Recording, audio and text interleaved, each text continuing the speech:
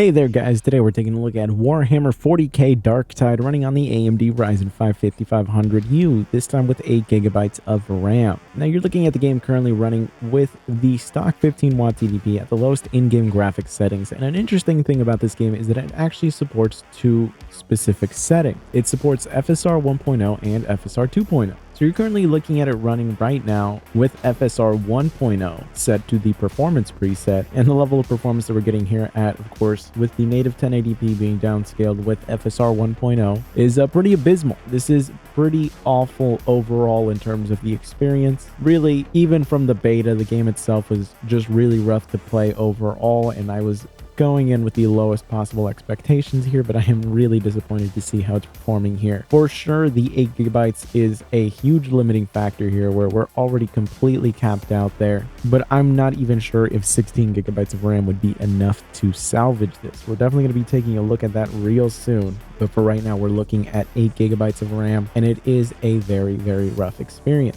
Now, FSR 1.0 does have a little bit less of an overhead than 2.0, and we can take a look at 2.0 and see how that actually performs overall. And 2.0 is essentially around the same level of performance, though 2.0 does actually give you the option to use an ultra performance preset. So it sets the base resolution, or rather it downscales the base resolution down to an even lower resolution, but it does have a bit of a performance overhead in comparison to the original FSR. So overall, it's not really that different in terms of performance, and neither is really that enjoyable of an experience. It was really rough overall to play the game like this, and I kept getting constant crashes or disconnects from the server. Now, I could have chalked up the disconnects from the server with just launch issues, but playing it on my desktop, I never ran into any of those disconnects. It was literally all just on this specific chip. So I think it was just a limiting factor of the fact that the game just could not really keep up. The APU was really lagging behind in this in a very, very brutal way. And unfortunately, the way that the menus are set up, they're not great. I tried to drop the base resolution down to 720p, and unfortunately the lowest it would actually let me go down to was 900p. When you launch the game, it actually brings up a little launcher window where you can adjust some of the settings. Certain things are missing on there though, because from the launcher window you can only turn on FSR 1.0. You have to go into the actual game itself to see the option for FSR 2.0, and while from the launcher I could set it to 720p, once I actually launched the game it would essentially just cap out at 900p. But continuing to play the game at the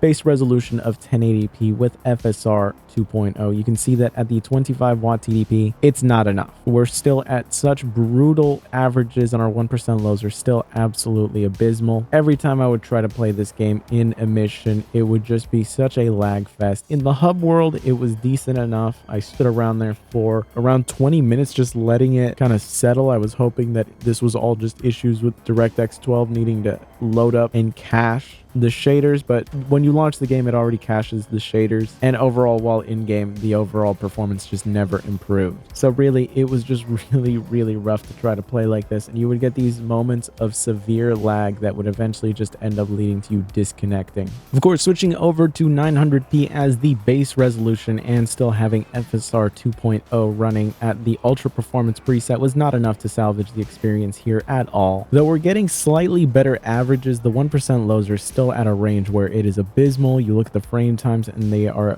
a disaster to look at, and the overall experience of playing the actual game was just completely unplayable. It just was absolutely awful, not an enjoyable experience at all. Really unfortunate, but the 8GB limit is just so bad here. I would have to switch over to 16GB to actually see if that can salvage anything. I'm going in with the lowest possible expectations, but maybe we could potentially hit a 30 FPS average with really aggressively low settings. Hopefully with some patching, this game could get optimized enough that we can maybe squeeze out a 30 FPS in it. I'm going to go in with really low expectations, but I will switch over to 16GB really soon, and we're going to be testing out this game plus Red Dead Redemption 2. So subscribe for that, but we can also take a look at what it's going to perform like with FSR 1.0. And FSR 1.0 is pretty much not giving us a good result here at all. Our averages are pretty much even worse than 2.0, and I'm guessing that has to do with the fact that it is at a higher resolution than what ultra performance is like. Even if FSR 2.0 has a bit of a performance overhead, ultra performance just drops things down to such a dramatically low level that running with just FSR 1.0 at the performance preset is just giving us roughly worse numbers, though the 1% lows are just a little bit better. But in general, neither is providing you a good enough experience here. I would try the game at 720p base resolution, but I just cannot get the game to actually acknowledge that as an option. It just keeps wanting to just force me into 1080p or different variations of aspect ratios of 900p. So in general, the game is just not playable on this system. Very, very unfortunate to see, but my expectations were already really, really low because of the beta.